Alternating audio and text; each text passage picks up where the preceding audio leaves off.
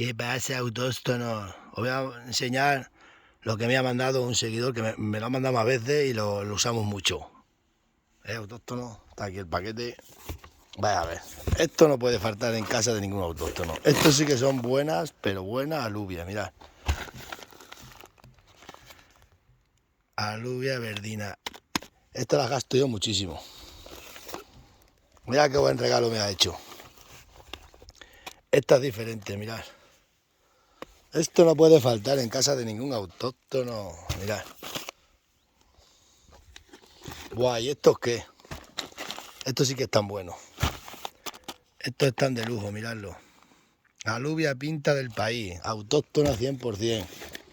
Y esta. Vaya lote, vaya lote. Aquí la mejor alubia. Sin duda. Para los pucheros, ya sabes que el puchero no pasa de moda. El puchero no pasa de moda. Autóctonos. Recordarlo.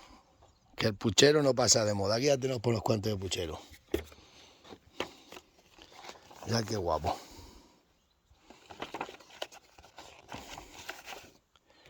Aquí tenéis todas las variedades y todo. La mejor alubia. Esto es lo que tiene que comer la gente. Esto. Ya haremos unos pucheros. Dejadme en comentarios cuál queréis que usemos primero mañana, que es lunes. Mira, mañana vamos a aceitunas y vamos a llevar el puchero. Decidme cuál queréis que hagamos mañana y lo hacemos. ¿Ve, autóctono? Mira. Desde luego que qué productos tenemos en España, Os lo digo de verdad, que aquí en España es que tenemos lo mejor, los mejores agricultores y los mejores ganaderos del mundo, yo creo que están aquí en España. Eso os lo digo sin duda, Vamos, que yo meto la mano en el fuego. Esto sí que es autóctono de aquí. Que decían antes los pobres, decían antes, con patatas y frijoles, los ricos nos tocan los cojones, como decían, ¿no?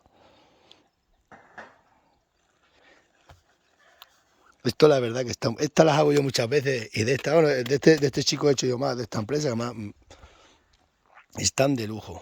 Es que os las recomiendo, Ahí os voy a poner alubia para que tengáis la dirección y el teléfono de pedido. Os lo envían a casa. Esto es alucinante. Lo que tenemos en España, en parte ninguna lo hay.